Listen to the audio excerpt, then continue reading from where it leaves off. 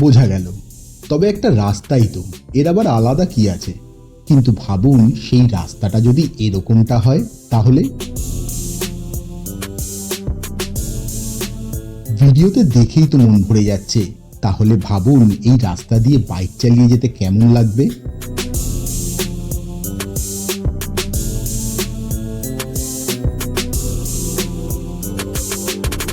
একই পাহাড়ের চারিদিক সবুজময়, তার মধ্যে কখনো চা বাগানে ঘেরা রাস্তাঘাট, আবার কখনো দুই দিকের ঘন জঙ্গলের মাঝে পিচকালো রাস্তা, সঙ্গে আবার স্পেশাল এফেক্ট ঝিঝি পোকার ডাক। একেই তো বলে ডুয়ার্স।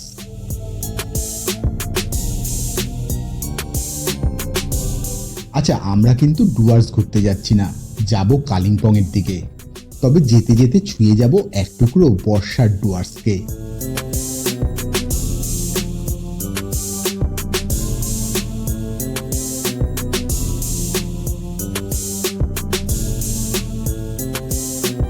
আচ্ছা, শিলিগুড়ি থেকে কালিম্পং মানেই তো সেবক হয়ে তিস্তার পাশ দিয়ে চলে যাওয়া। কিন্তু এবারের বর্ষায় যে তিস্তা মারণ রূপ ধরেছে। আমরা যখন যাচ্ছি তখন সিকিমের জায়গায় জায়গায় ধস পড়ে বিপর্যয় নেমেছে, এমনকি জলে ডুবেছে তিস্তা বাজারও। তাই বেশিরভাগ সময় বন্ধ ওদিককার রাস্তাঘাট। তাহলে যাব কি করে কালিম্পং? আছে উপায় আছে, ভয় পেলে চলবে না। কথায় আছে না, একটা পথ বন্ধ হলে আরো 3টে পথ খুলে যায়। আমরাও তাই শিলিগুড়িকে বাইপাস করে ওদলাবাড়ি গরুবাথান হয়ে লাভার দিকে চলে যাব। সত্যি বলছি, এ পথের প্রকৃতি আমার মন ছুঁয়ে গেছে।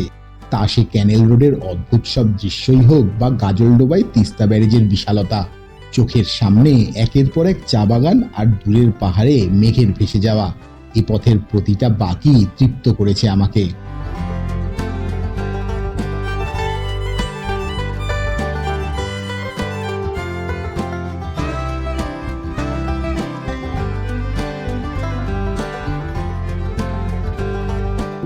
ও হ্যাঁ, আর ছিল বৈকণ্ঠপুরের ঘন জঙ্গল। উফ, কি থ্রিলিং একটা রাইড ছিল সত্যি, সেটা ভাষায় প্রকাশ করা মুশকিল। চলুন তাহলে আজ এই জঙ্গল ভেদ করেই আপনাদের নিয়ে যাই গরুবাথানের দিকে।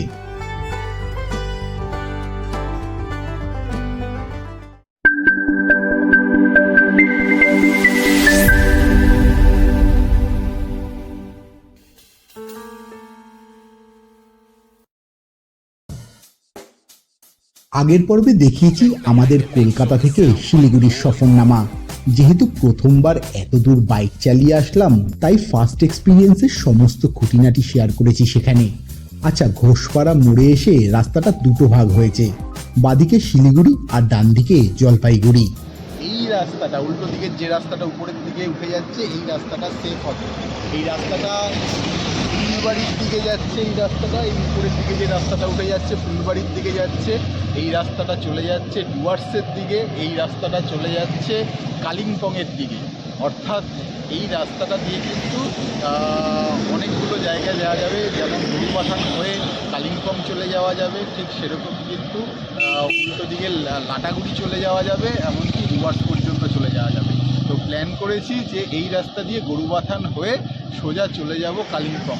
এখন দেখি বৃষ্টি রয়েছে, চলো যাই, সোজা উপর দিয়ে উঠিয়ে গরুবাথান হয়ে কালিম্পং।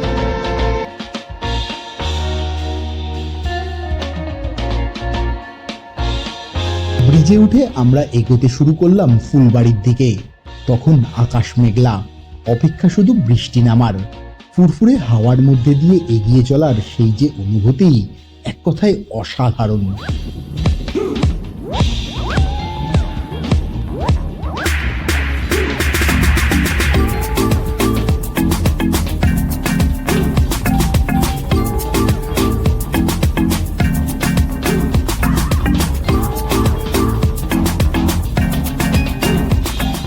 চলতে চলতে এসে পৌঁছালাম মহানন্দা নদীর কাছে।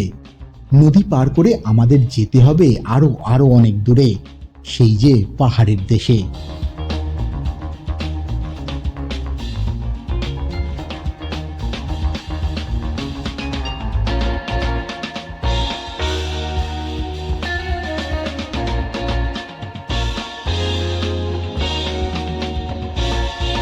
আচ্ছা, কিছু দূর এগোতেই খারাপ রাস্তার সামনে এসে পড়লাম। বৃষ্টির জন্য যা একটু বেশি খারাপ দেখাচ্ছিল।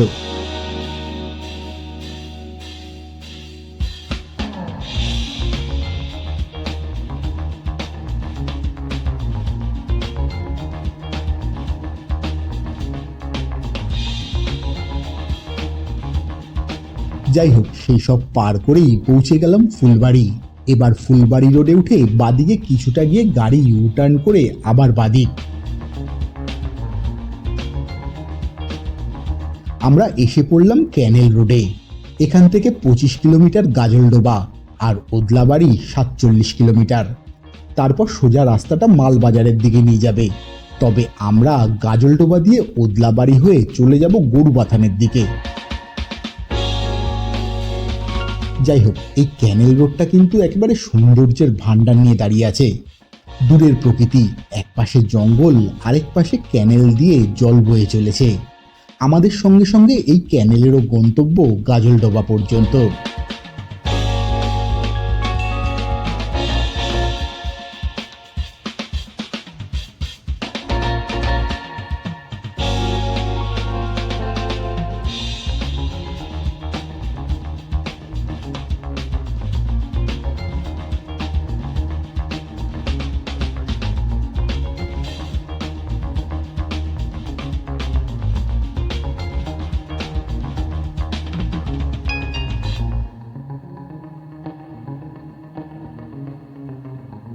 যেতে যেতে পথেই শুরু হলো বৃষ্টি। আচ্ছা, এই পরিবেশে ভিজতে কার না ভালো লাগে বলুন তো? হালকা ঝিরিঝিরি বৃষ্টির মধ্যেই আমরা পৌঁছে গেলাম গাজলডোবার তিস্তা ব্যারেজের কাছে।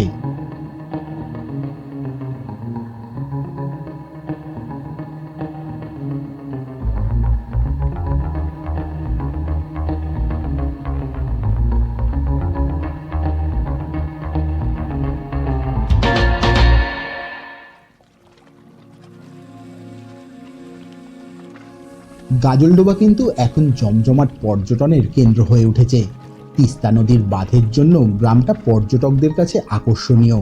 ভৌগোলিক অবস্থানের কারণে উত্তরবঙ্গের একটি জনপ্রিয় গন্তব্য হয়ে উঠেছে। কাছেই বৈকুণ্ঠপুরের জঙ্গল, তাই পরিযায়ী পাখিরা ঝাঁকে ঝাঁকে চলে আসে। যারা পাখি ভালোবাসেন তারা অবশ্যই একবার ঘুরে আসতে পারেন জায়গাটায়।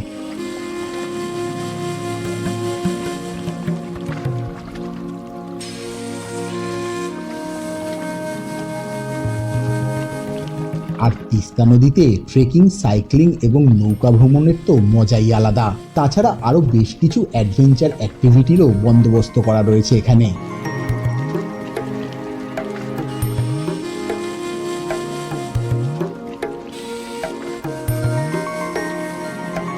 ভৌগোলিক অবস্থান দেখলে পশ্চিমবঙ্গের জলপাইগুড়ি জেলার মালবাজার মহকুমার ওদলাবাড়ির খুব কাছেই রয়েছে গাজলডোবা।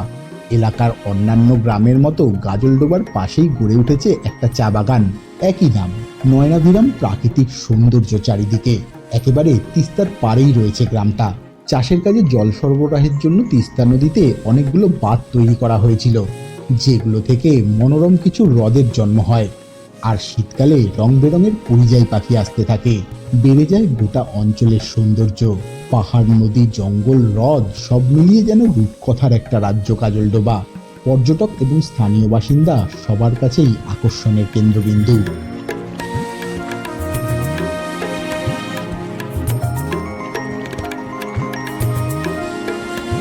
গাজলডোবাকে পেরিয়ে আবার আমরা এগিয়ে চললাম সামনের দিকে। কিছুটা যেতেই একটা চৌমাথা। সোজা রাস্তাটা চলে যাচ্ছে লাটাগুড়ির দিকে, আর আমরা বাদিকে ঘুরলাম ওদলাবাড়ির দিকে যাব বলে। তবে তার আগে সামনেই দাঁড়িয়ে আছে বৈকুণ্ঠপুরের বিশাল জঙ্গল।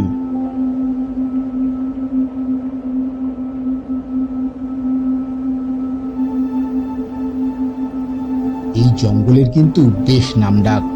আমরা ঢুকে পড়লাম গভীর জঙ্গলের মাঝের পিচকালো ঝকঝকে রাস্তায়।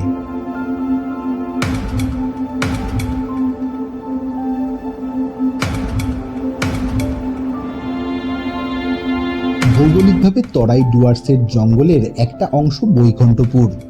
ডুয়ার্সের কিছুটা পশ্চিম ভাগ, হিমালয়ের পাদদেশের কিছুটা দক্ষিণ ভাগ নিয়ে মহানন্দা এবং তিস্তা নদীর মাঝখানে এই অরণ্যের অবস্থান। খানিকটা দার্জিলিং এবং খানিকটা জলপাইগুড়ি জেলায় বিস্তৃত। কাছেই গুরুত্বপূর্ণ শহরের মধ্যে আছে শিলিগুড়ি আর জলপাইগুড়ি। বৈকুণ্ঠপুরের জঙ্গলে একসময় ছিল কোচবিহারের রায়কট রাজপুত্রদের ঘাঁটি। স্থানীয় লোকেদের বিশ্বাস এখানে মহাভারতের যুগে আশ্রয় নিয়েছিলেন স্বয়ং শ্রীকৃষ্ণ, যে কারণে ইসকনের একটা বড়সড় কেন্দ্র গড়ে তোলা হয়েছে শিলিগুড়িতে। আরেকটা কারণে এই জঙ্গল বিখ্যাত। বঙ্কিমচন্দ্রের উপন্যাসে বাঙালি জেনেছে দেবী চৌধুরানী এবং ভবানী পাঠকের নাম। সন্ন্যাসী ফকির বিদ্রোহের সময় তারা এখানেই থাকতেন। জলপাইগুড়ি শহরের বাইরে আজও দেখতে পাবেন দেবী চৌধুরানীর মন্দির। ভবানী পাঠক এবং প্রফুল্ল যুদ্ধে যাওয়ার আগে এই মন্দিরেই পুজো করতেন। আর তিস্তা নদীর জলে দাপিয়ে বেড়াতো তাদের বজরা। ব্রিটিশ শাসনের চোখে কিন্তু তারা ছিলেন ডাকাত সর্দার। 18 শতকের শেষে ইস্ট ইন্ডিয়া কোম্পানির বিরুদ্ধে সারা বাংলায় হিন্দু সন্ন্যাসী এবং মুসলমান ফকিরদের বিদ্রোহ চলেছিল। মুর্শিদাবাদ আর বৈকুণ্ঠপুরী ছিল বিদ্রোহের কেন্দ্র। উত্তরবঙ্গের সন্ন্যাসীদের নেতৃত্ব দিতেন দেবী চৌধুরানী এবং ভবানী পাঠক। দুজনকেই এখন দেবতার মতো পুজো করা হয় এই কালী মন্দিরে। তাই পর্যটকদের ভিড়ও লেগে থাকে সারা বছর।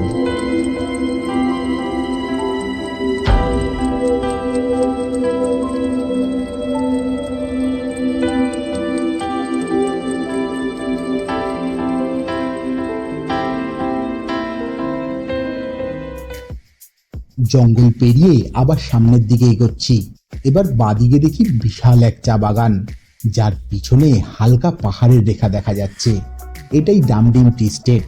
তখন বিকাল হয়ে গেছে প্রায়, আর বিকেলের আলোয় যেন আরো মায়াবী হয়ে উঠেছে চা বাগানটা। আর এখান থেকেই প্রথম পাহাড়ের দেখা পেলাম। যাই হোক, যেতে যেতে পৌঁছে গেলাম ওদলাবাড়ি। এটাকে একটা জংশন বলাই যেতে পারে। ওদলাবাড়ি থেকে আমরা ডান দিক নিলাম, আর বাদিকের রাস্তাটা চলে যাচ্ছে করোনেশন ব্রিজ হয়ে সেবকের দিকে।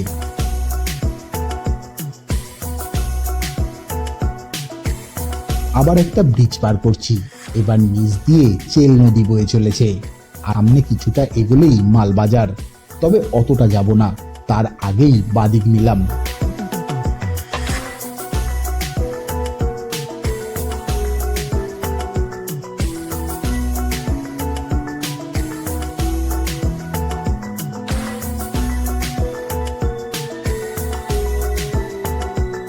এবার সামনেই গরুবাথান, মানে অবশেষে পাহাড়ে ওঠা শুরু।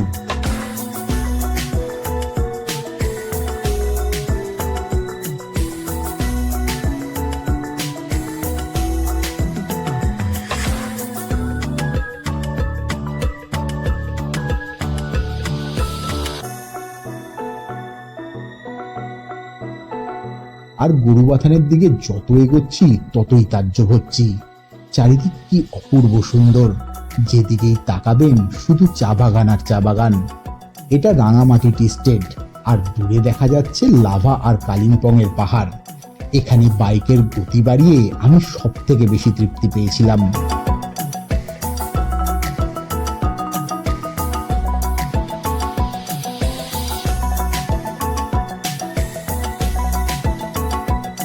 এরপরেই গরুবাথান, আর এখানে পৌঁছাতে আমাদের প্রায় 5টা বেজে যায়। পাহাড়ে রাতের অন্ধকার নামবে, তাই তড়িঘড়ি হোমস্টের খোঁজ শুরু করতে থাকি। তখন পেটে উঁচুচু ডন দিচ্ছে, তাই হাতের কাছে একটা থাকার আস্থানা পেতেই ঢুকে পড়লাম সেখানে। আজকের দিনটা এখানে থেকে কাল আবার লাভা হয়ে অচেনা কোনো পাহাড়ের অজানা কোনো গ্রামে রওনা দেব। তার আগে অবশ্যই দেখব কি আছে এই গরুবাথানে, তবে সেটা নেক্সট এপিসোডের জন্য তোলা থাক। আজ এই পর্যন্তই। See you in videos.